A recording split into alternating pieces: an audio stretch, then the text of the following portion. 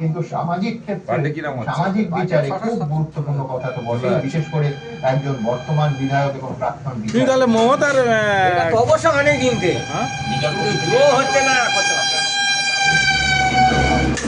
তুই তাহলে মমতার সরকারের কাছে চলে গেছো। হ্যাঁ, মমতার দুয়ারে দুয়ারে রেশন দিচ্ছ, তুমি দুয়ারে দুয়ারে চুল কাটতেছো। ভালো, নামটা বেশ ভালো দেশ। তাদের সব কথা শুনছে সবাই, কি আর করবে আর। অনেক কিন্তু ছিল আর কি, বুঝলে? হ্যাঁ, স্বপ্নটা সফল হয়েছে।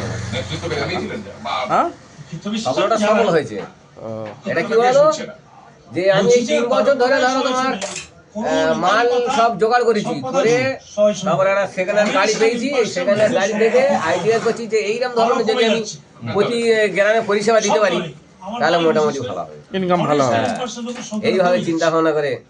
এরপরে ধরুন আপনি একটা লেবার রাখলেন বা 5টা লেবার রেখে না না না না না না, লেবার টেবার না।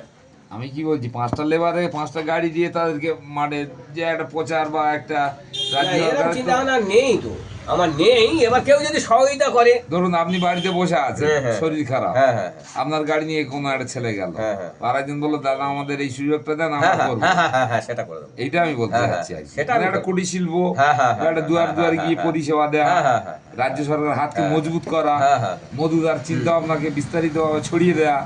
মধুদা বলতে আপনার প্রধান, আমাদের প্রধান সাহেব, নিহত রাজ্য সরকারের একটা প্রধান। অবশ্যই। তাতে করে একটা সরকারের দৃষ্টিভঙ্গি থেকে আপনার জন্য নতুন গাড়ির ব্যবস্থাও করা হওয়ার যাতে হয় সে চিন্তাও করা হবে।